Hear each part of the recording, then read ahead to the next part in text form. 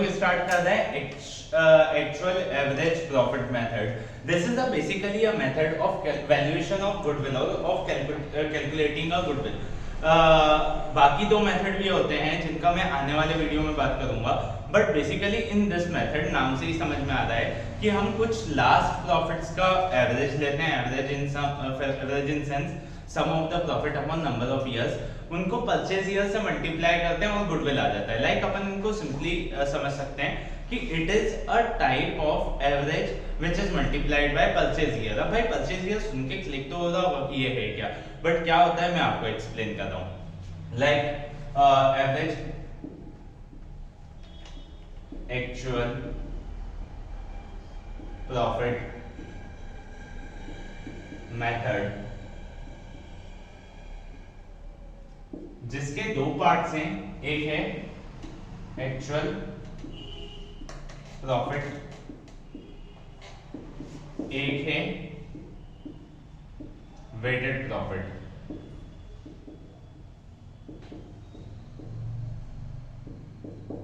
ठीक है, actual average profit method या एवरेज एक्चुअल प्रॉफिट मेथड जो रहता है, इसके अकॉर्डिंगली फॉर्मूला सिंपल होता है गुडविल का। बुक्स में कुछ थोड़ा डिफरेंट दिया होगा, बट मैं उसको बिल्कुल एक सिंपल एक इजी स्टेप में करूंगा।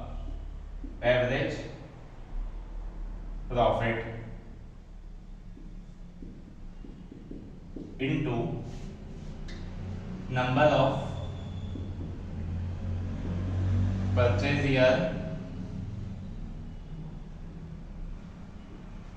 where average profit is sum of profit of last sum of profit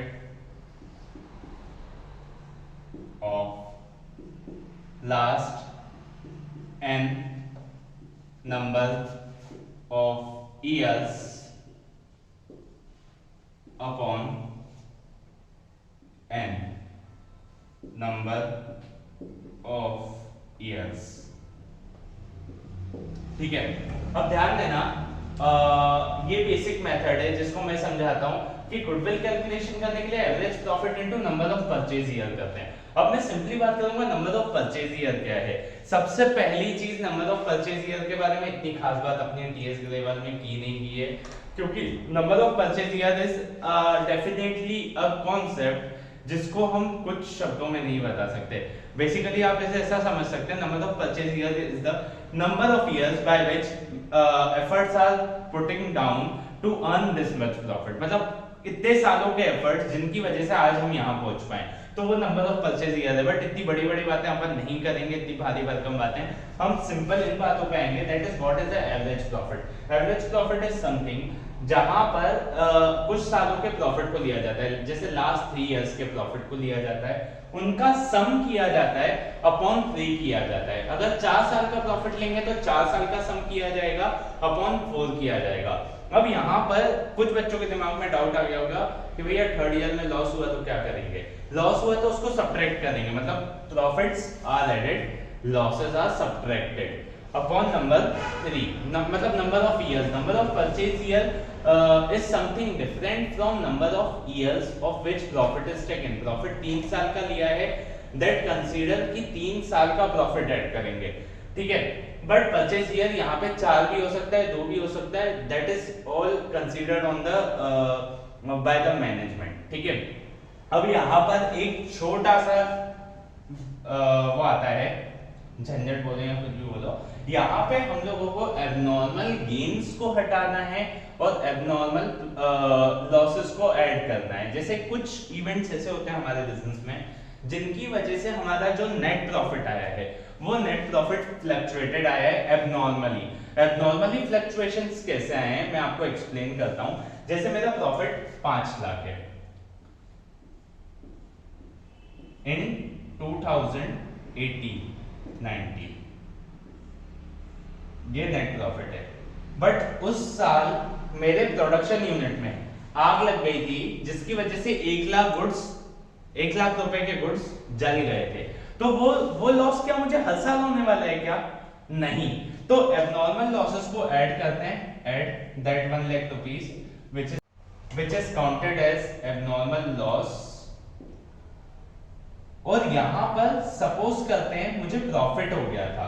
profit कैसे हो गया था, मैंने अपना कोई स्क्रैप मशीनरी या कुछ बेचा था, या अपन कह सकते हैं हमने बिजनेस से एक छोटा सा इन्वेस्टमेंट कर लिया था, या प्रोडक्शन यूनिट का माल हमने ओवर प्राइस करके बेचा था, तो वो हमारा एबनॉर्मल गेन हो जाएगा। जैसे मैं एक बात बता रहा हूं, एक फिक्स एसेट बेचा, उस पर मुझे प्रॉफिट हो गया, मुझे वहां 50,000 का प्रॉफिट हुआ,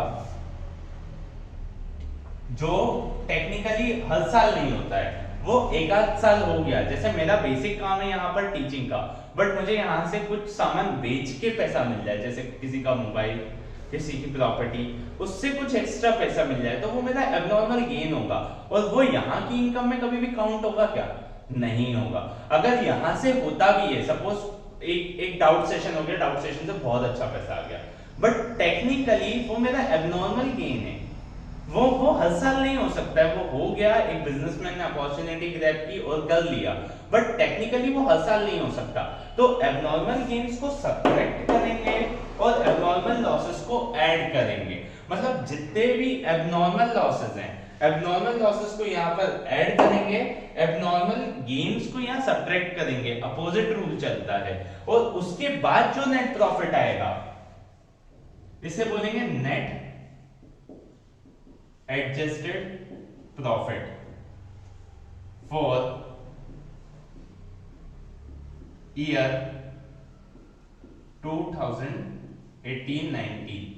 तो इस प्रॉफिट को, अब जो यहाँ पे प्रॉफिट आएगा 5 लाख प्लस 1 लाख 6 लाख माइनस 50,000, 5,50,000, 5,50,000 को यहाँ पे सम लेते टाइम लिया जाएगा, and that profit would be considered here. ठीक है, प्रैक्टिस तो इन वीडियोस में हो नहीं सकती है। अब मिलते हैं हम नेक्स्ट वीडियो में वेटेड एवरेज प्रॉफिट मेथड के साथ। Till then, thank you. जिंदगी सवार दूं, एक नई बहार दूं, दुनिया ही बदल दूं, मैं तो प्यारा सा चमत्कार हूं।